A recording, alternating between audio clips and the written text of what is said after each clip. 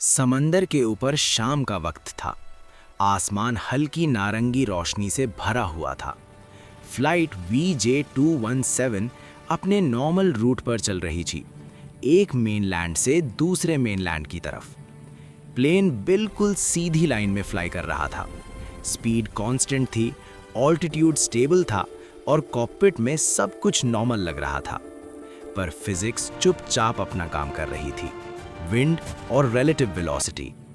Pilot ने notice किया कि प्लेन का एयर स्पीड वही था, पर ग्राउंड स्पीड थोड़ी कम हो रही थी। को पायलट बोला, सर लगता है स्ट्रॉन्ग क्रॉसविंड चल रही है। फिजिक्स यहीं से शुरू होती है। प्लेन की वेलोसिटी सिर्फ इंजन से नहीं आती, बल्कि विंड वेलोसिटी के साथ कंबाइन होती है।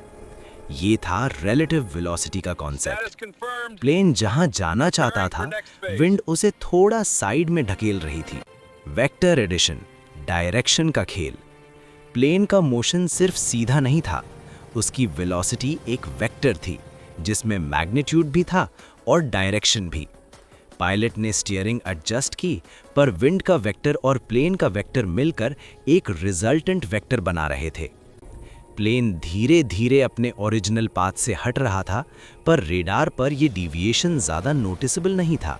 वेदर, ड्रैग और लिफ्ट। थोड़ी देर बाद क्लाउड्स घने हो गए, ह्यूमिडिटी बढ़ी, एयर डेंसिटी थोड़ी ज़्यादा हो गई। फिजिक्स का एक और कॉन्सेप्ट एक्टिव हो गया, ड्रैग फोर्स। ज़्यादा डेंस हवा का मतलब ज़्यादा ड्रैग, ज़्यादा फ्यूल कंजम्पशन। पायलट ने ऑल्टीट्यूड बढ़ाया ताकि कम डेंसिटी वाली हवा मिले।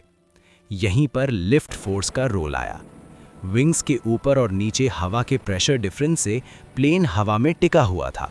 नेविगेशन एरर और इनर्शिया। स्ट्रॉन्ग विंड के कारण प्लेन का एक्चुअल डिस्प्लेसमेंट प्लान्ड डिस्प्लेसमेंट से अलग हो चुका था। इनर्शिया का रूल सिंपल है, जो चीज़ जिस डायरेक्शन में चल रही है वो उसी डायरेक्शन में चलती रहना चाहती है। प्लेन भी वही कर रहा था। जब तक करेक्शन होती, प्लेन का इनर्शिया उसे और आगे ले जा चुका था। फ्यूल, एनर्जी और emergency decision. Fuel level up critical zone में आ रहा था।